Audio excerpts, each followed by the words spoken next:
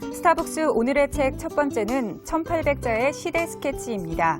김기정 연세대 정치외교학과 교수가 낸 1800자의 시대 스케치는 과거의 글을 되짚어 미래를 전망하게 만드는 성찰의 칼럼집으로 눈길을 끄는데요. 김기정 교수가 지난 10년간 자신의 전문 영역인 사회, 정치, 북한, 외교 분야와 관련해 각종 언론에 기고한 칼럼 67개를 추스린 책입니다. 지금 우리가 사는 시대를 역사로 쓰면 어떤 모습일까요? 오늘 만나는 연세대학교 김기정 교수님의 새 책 1800자의 시대 스케치는 지난 2000년부터 현재까지 10년간 우리의 시대상, 특히 우리를 둘러싸고 벌어지는 국제관계를 한눈에 보게 하는 책입니다.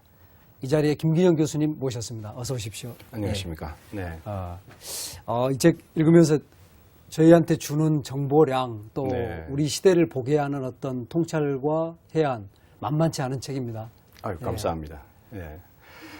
사실 이 책은 제가 10년 동안에 주요 일간지 또 월간지에 썼던 칼럼들을 모은 것인데요. 단순히 칼럼들을 모아서는 별로 의미가 없겠다고 생각을 했습니다. 그래서 칼럼을 쓰게 된 배경 또 그 칼럼이라고 하는 것이 또 그 시대에 대한 진단도 있지만 어떻게 미래를 만들어 나갈 것인가 하는 처방도 담겨 있기 때문에 그래서 그 칼럼과 또 칼럼을 쓰게 된 배경을 모으고 그것을 다시 주제별로 크게 4개로 나누었습니다. 그래서 21세기 국제정치 또 북한 핵 문제를 비롯한 남북한 관계의 변화 또 한국 외교에 대한 진단 또 그리고 우리가 살고 있는 한국 사회의 또 정치 사회의 여러 가지 모습들 이런 것들을 4가지 크게 주제로 나누어서 다시 묶었습니다. 그래서 아마 후대의 사람들이 보면 이 시대의 지식인들이 이런 고민들을 했구나 하는 일종의 시대 기록서로서 또 시대에 대한 관찰기로서 의미를 갖지 않을까 그렇게 스스로 생각해 봅니다.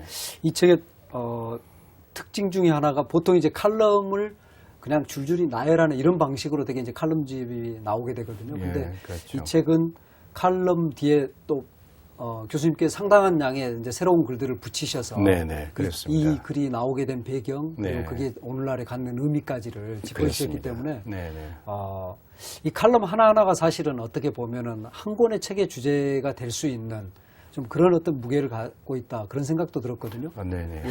근데 어떻게 이 책 읽으면서 느낀 게 굉장히 지금 이제 2001년 이라크 전쟁이 그 발발하던 그런 이제 그렇죠. 2003년이죠. 2003년 이라크 전쟁이 발발하던 때 또 2001년에 21세기 국제정치가 어떻게 되는지 그렇습니다. 헌팅턴의 그 논의들을 비판적으로 분석하는 이런 것들이 굉장히 지금 10년이면 시대가 빨리 변하거든요.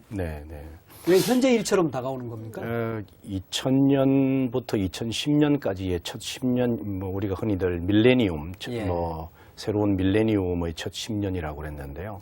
1999년에서 2000년으로 넘어갈 때 많은 사람들이 희망도 가지고 있었고 또 새로운 시대에 대한 어떤 비전도 가지고 있었고 그랬는데 국제정치적 관점에서 보면 2000년부터 2010년의 10년이라고 하는 기간은 이 거대한 그 세계사의 흐름 속에 탈냉전의 2번째 10년에 해당되는 겁니다. 우리가 막연히 냉전 시대로부터 탈냉전으로 이행되었다라고 이렇게 생각하고 묘사했는데 과연 그것이 어떤 모습일까? 구체적인 모습을 드러냈던 시기가 2000년부터 2010년의 첫 10년이 아닐까 생각을 합니다. 우리가 생각했던 훨씬 더 중요한 어쩌면 21세기의 원형이 만들어지는 시기다 이렇게 볼 수도 있겠네요. 우리는 그냥 모르고 하루하루를 살았지만 그것이 10년간 이렇게 지나고 난 뒤를 생각해 보니 10년 동안 우리가 굉장히 중요한 전환기를 살아왔다 이런 생각이 드네요. 그렇습니다. 이 책은 이제 국제관계 또 외교 우리가 국제정치하는 이제 이런 분야를 주로 다루고 있는데요. 이 책을 읽으면서 느낀 게 우리 이제 주로 국내 정치에 관심을 많이 갖지 않습니까? 그런데 외교와 국제정치가 의외로 우리 어떤 삶 생존에 영향을 미치고 있구나 그걸 좀 더 절감했거든요. 좋으신 지적인데요. 뭐 어느 인간이나 사실은 뭐 개인사라고 하는 것은 개인을 둘러싸고 있는 시대적 환경으로부터 결코 자유로울 수가 없습니다. 그런데 그 시대적 환경 중에서도 특히 이제 국가 간의 관계가 굉장히 좁아지는 이른바 세계화 시대를 살아가게 되면서 세계화 시대의 국제관계라고 하는 것은 직접적으로 이 지구상의 어느 지역에 살던 개인의 삶에 영향을 미칠 수밖에 없습니다. 특히 이제 지난 10년 동안 생각해 보면 미국의 단극 체제라고 믿었던 것이 이게 과연 이대로 유지될 수 있을 것인가에 대한 의구심이 이제 한국 사회에도 한국의 외교 정책에도 영향을 미쳤고 또 우리가 모르는 사이에 중국의 아주 급부상이라고 하는 또 세계 정치의 변화가 나타났죠. 또 그런가 하면 남북한 관계만 지난 10년을 보더라도 한편으로는 남북한 화해 협력 정책이라고 하는 큰 이 변화의 동력이 작동한 것에 비해서 또 하나는 위기의 동력이 있었습니다. 이른바 북한 핵 문제를 둘러싼 그 위기들이 아주 뭐 여러 가지 부침을 거듭하면서 한반도를 움직여 왔죠. 바로 작년 같은 경우에 우리 국민들 개인의 인식 속에 국제 정치, 특히 남북한 관계가 위기에 처했을 때 이것이 얼마나 안보 영역에 있어서 불안감으로 다가오는가 하는 것들이 바로 국제 정치의 변화에 개인이 결코 자유로울 수 없다 이런 거죠. 그런 아주 중대한 변화를 살았습니다. 전쟁의 문제가 우리 피부로 다가오는 이제 그렇습니다. 그런 상황 속에 저희가 살고 있다는 걸 확연히 알게 되는데요. 지난 10년 동안 국제 정치, 국제 관계에서 가장 중요한 사건은 무엇이었습니까? 사건으로 치면 역시 뭐 미국 외교 정책의 본질적 패러다임을 바꾸었던 9.11 테러가 있고요.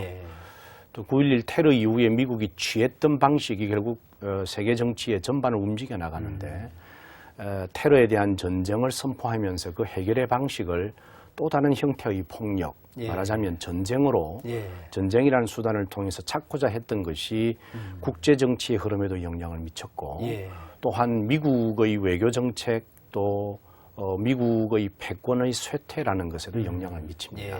그래서 이것이 아마 가장 큰 사건이었고 그 사건 이후에 미국 스스로도 아마 이런 변화를 예견하지는 못했을 겁니다. 이렇게 미국은 점차 힘이 이렇게 쇠퇴해 나가는 국면으로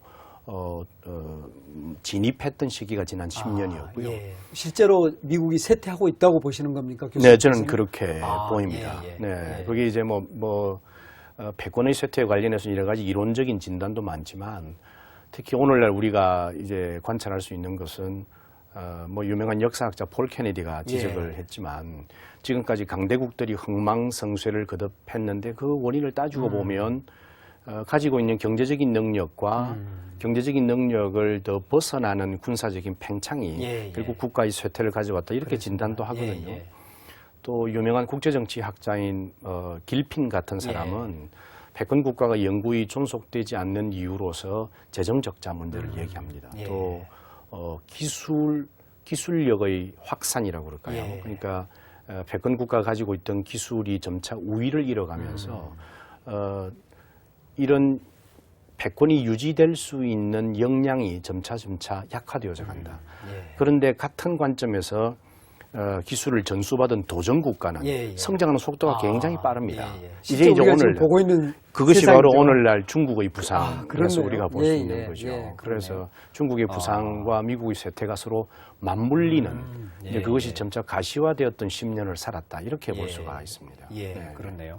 심지어는 그 폴 케네디 교수 저서에서는 일본이 사실은 좀 그 중요하게 마지막에 다뤄지고 중국은 앞으로 강국이 될 것 정도의 그렇게 예측을 했는데 그게 이제 90년대 중반이거든요. 그 책이 나왔을 때가. 그렇습니다. 그런데 이미 지금 15년 이제 벌써 G2를 얘기하지 않습니까? 우리가 생각보다 훨씬 더 빠른 속도로 굉장히 빠른 변한다. 속도로 지금 국제 정치의 영역에 있어서 변화가 점차 가시화되면서 나타나고 있다고 봅니다.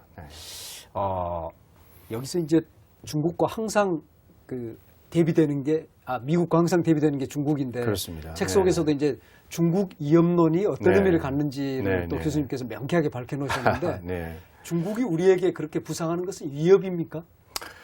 뭐 우리가 이제 사실 이런 질문들을 흥미롭게 우리 자신에게 좀 던져봐야 되는데요. 예. 저는 중국 위협론이라는 담론을 보면 어떤 생각이 드냐면 19세기에 공러 의식이라는 게 있었습니다. 러시아의 남하를 두려워하는 의식. 근데 이게 이제 러시아의 남하를 두려워하는 국가들, 이를테면 영국이나 일본이나 미국이나 이런 국가들이 공유했던 인식이죠. 그러니까 이제 사실은 공러 의식이라는 담론을 공유하게 됨으로써 러시아에 대항하는 일종의 세력들 간의 연합 체제가 만들어졌는데 그 황준원의 조선 책략도 바로 맞습니다. 그 배경에서 황준원의 나온 조선 거죠? 책략도 예. 러시아의 남하를 막기 위해서 한반도 위에 균형 체제가 만들어져야 된다. 이렇게 얘기했던 것이죠. 그런데 20세기 후반, 21세기 초엽에 중국의 부상이 위협이다라고 이제 주장하는 담론이 생겨나게 되었죠. 그것은 중국의 부상을 두려워하는 사람들의 인식이 그 속에 내재되어 있습니다. 맞습니다. 말하자면 그렇네요. 이제 쇠퇴하는 미국의 입장에서 보면 중국의 위협이라고 중국의 부상이라고 하는 것은 이게 그냥 기회의 증가라기보다는 위협으로 더 이렇게 채색을 하는 거죠.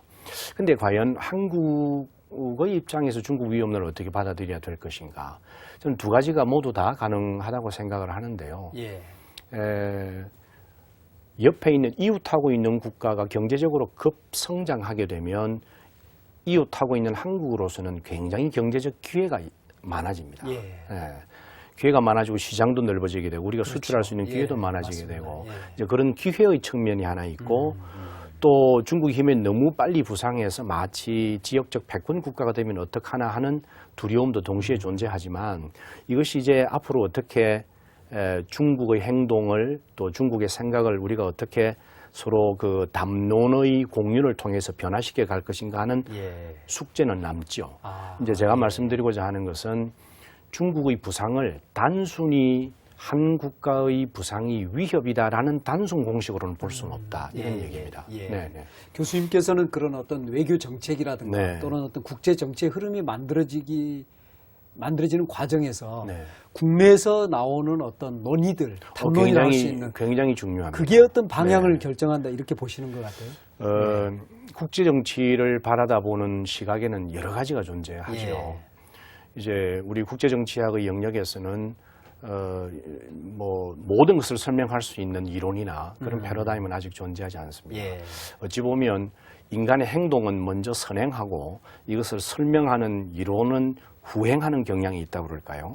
또 어찌 보면 인간의 지식이 인간의 모든 행동을 설명할 수 있을 정도로 완벽한 상태가 아니다. 이렇게 볼 수 있는데 국제정치학의 영역도 예외는 아닙니다. 그러니까 국제정치적 현상을 설명하는 데에 이른바 힘의 문제, 또 힘의 배열 문제, 이제 우리가 흔히들 구조라고 그러죠. 뭐 G2라고 부르는 것도 일종의 구조인데 이것으로만 설명할 수 없는 영역들이 있습니다. 이른바 개별 국가들의 의도, 혹은 개별 국가들의 정책적인 혁신이라고 그럴까요? 비전이라고 그럴까요? 또 그 비전을 만들어내는 그 국가 내부의 담론이라고 그럴까요? 이런 것들이 굉장히 중요하다고 주장하는 패러다임도 있습니다. 바로 이것이 이제 자유주의 패러다임이고 힘의 관계를 중요하게 생각하는 것은 이제 우리가 흔히들 현실주의 담론이라고 합니다. 그러니까 어느 것도 100% 다 현상을 설명할 수 있는 그런 절대적인 이론은 없다. 이런 거죠. 그렇지만 우리가 어떤 비전을 가지고 관계를 이런 방식으로 끌고 가야겠다는 의지 그런 것들이 만약에 담긴다면 그게 만약에 현실주의적 입장에서 결국 우리 이거 전쟁으로 가는 거 아니냐 한다면은 결국은 결론이 전쟁일 수도 있고 그렇습니다. 그런 어떤 차이는 분명히 존재할 것 같은데. 그렇습니다. 특히 이제 한국 같은 상대적으로 약소국인 국가 입장에서 보면 이 국제 정치를 바라다 보는 시각이 힘의 문제만 강조하는 현실주의에 지나치게 경도되어져 있으면 상대적 약소국인 한국으로서는 별로 할 일이 없습니다. 그렇네요. 강대국들이 다 결정하는 대로 따라가는 수밖에 없는데 이제 이게 말하자면 약소국의 패배주의라고 그럴까요?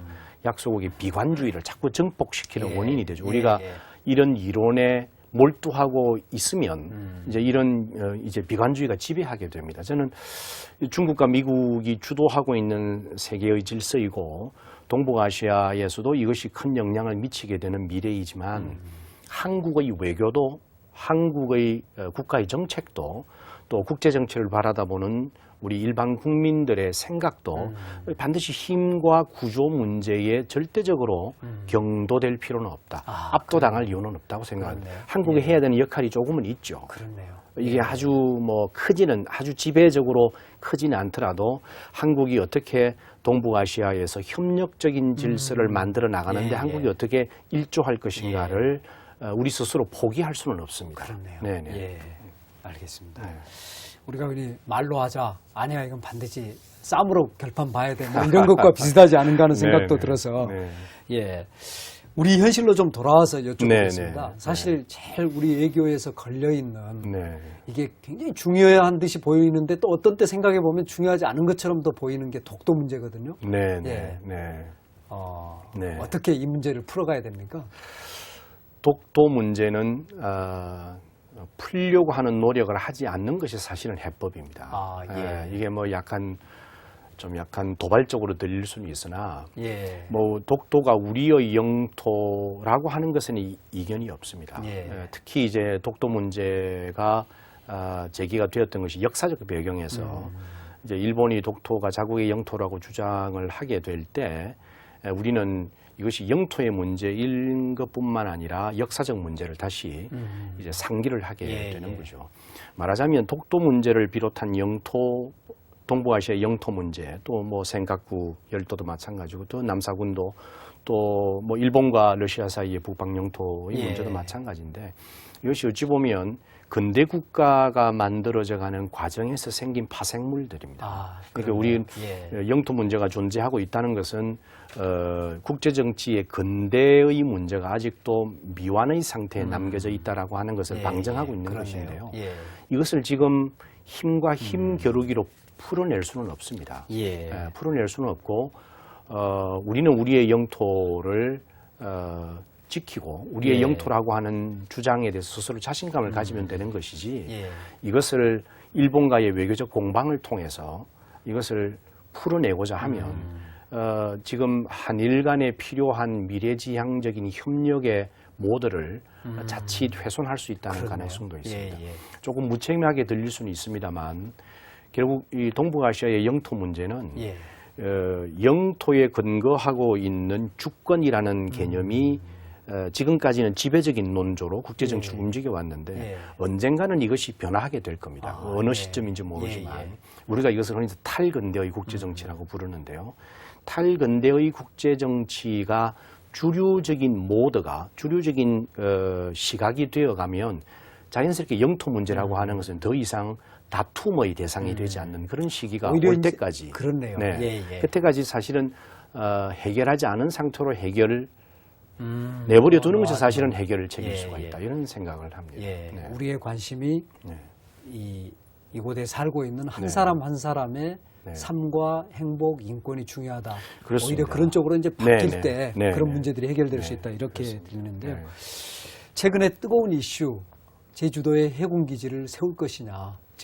지금도 싸우고 있는데 이걸 여쭤봐도 될지는 모르겠습니다만. 이거 굉장히 민감한 싶습니다. 문제죠. 민감한 문제고 제주도 강정마을 해군기지는 이건 뭐 비단 정치적 문제뿐만 아니라 저는 이 문제를 보면서 어떤 생각이 드느냐면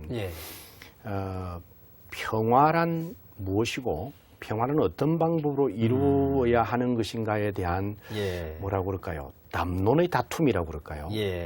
담론의 갈등이라고 그럴까요? 이런 점이 먼저 생각이 납니다. 말하자면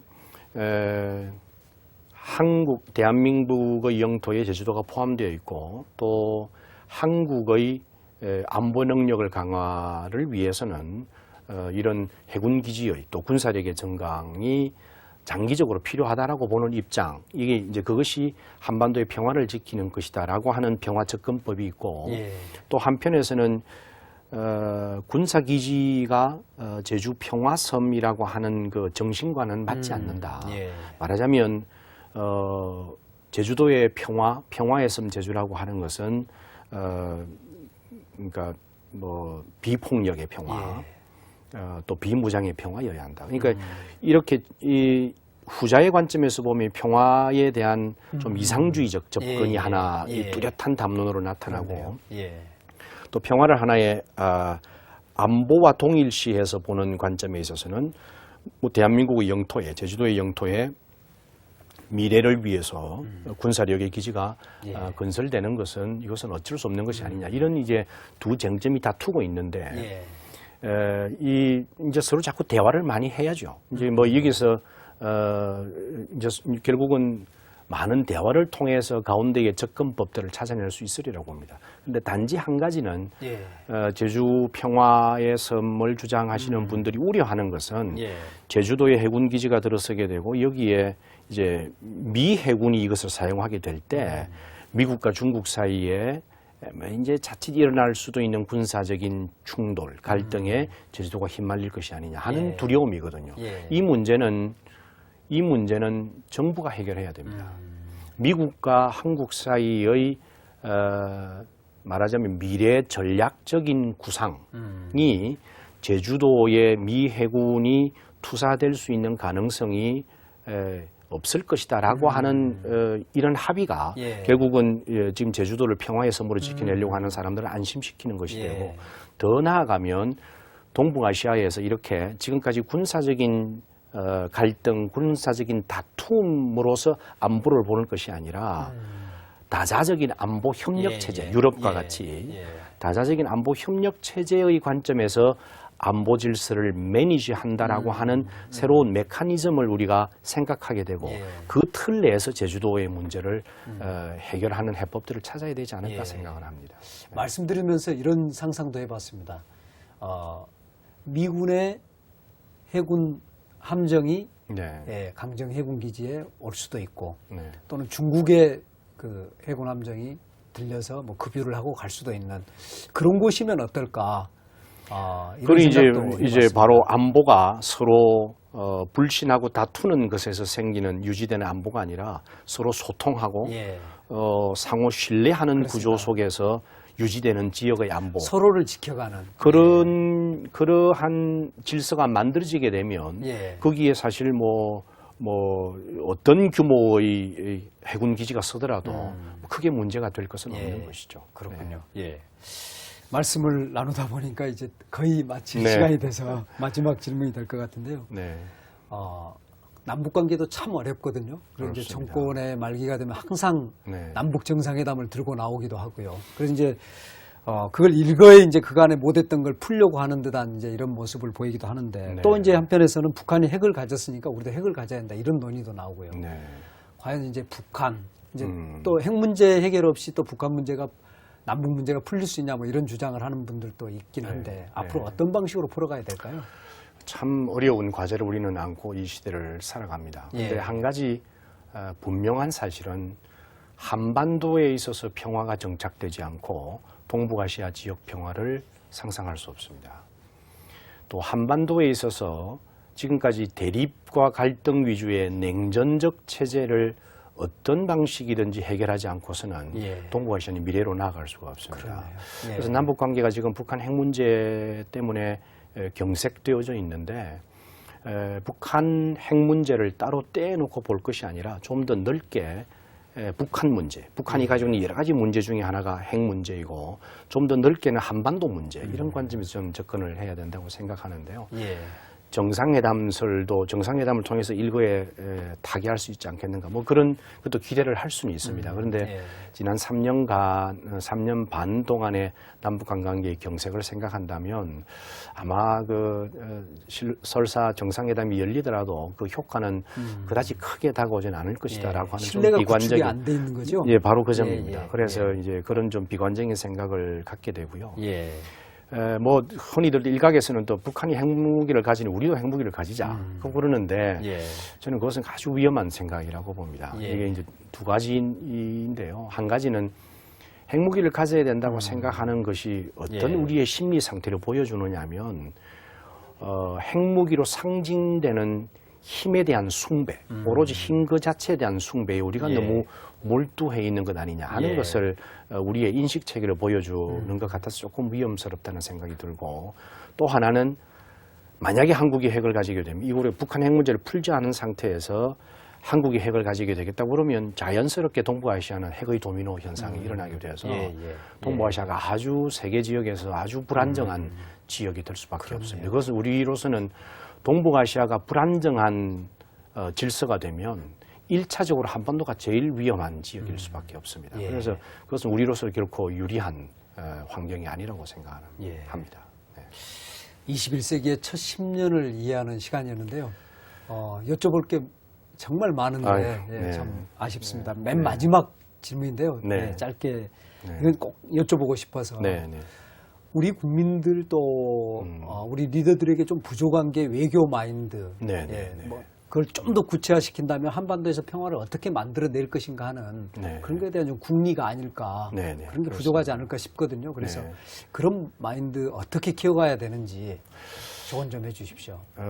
첫째는 이제 우리가 국제 정치에 대해서 생각하는 우리의 생각의 폭을 좀 넓혀야 된다고 생각합니다. 예. 흔히들 국제 정치를 그저 힘과 힘이 다투는 곳 뭐 이렇게만 생각하는 경향이 있는데, 저는 국제 정치라고 하는 것이 반드시 그렇게 또 힘과 힘의 구조, 배열 문제 이런 것만 가지고는 생각할 수 없는 그런 측면이 분명히 있습니다. 예.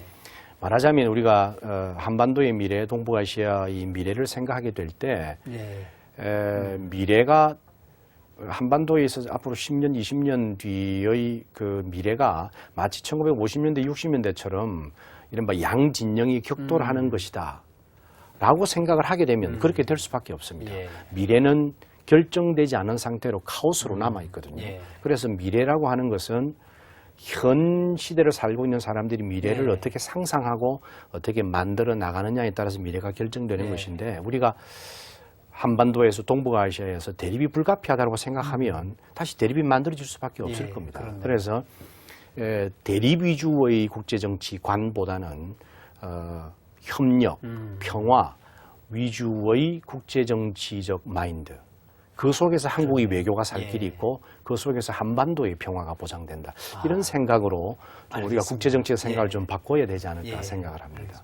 네. 우리의 외교를 보는 눈을 띄워주는 귀한 시간이었던 것 같습니다. 김기정 교수님 오늘 말씀 고맙습니다. 예. 감사합니다. 네.